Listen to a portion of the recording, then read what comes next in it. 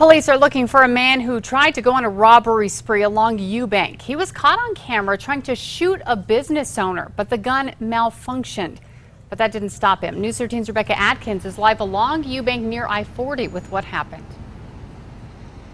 Well, Kim, we've learned it all started at the auto body shop behind me, and it's there where the robber got his hands on a gun.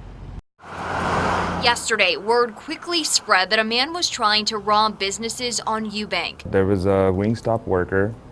Basically, she was telling me that the insurance place was getting robbed.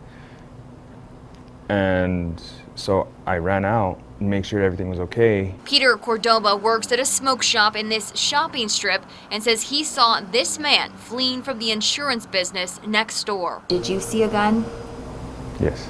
The business just south of the shopping strip, Dan's Automotive, says the man in what appears to be a Highland Hornets sweatshirt came into their business yesterday just after 5 and tried to rob them. These pictures are from their surveillance video, and they say one of the owners got into a scuffle with him and the suspect somehow got the owner's gun. They say he then tried firing multiple times, but the gun wouldn't fire.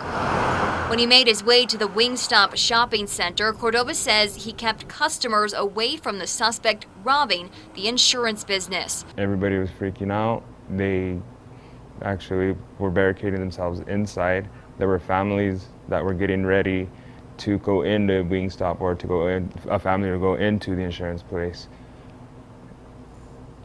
Scary. Once he finished with the insurance business, Cordoba says the man fled. He was on foot actually, and the only reason why he stopped was because he turned to point the gun at me and tripped over the gravel, dropped his gun, and I was able to kick it.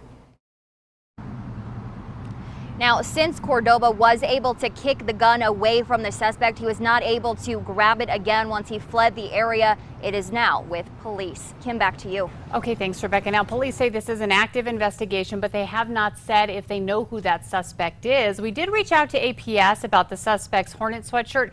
They say there is no connection, as far as they know, to APS.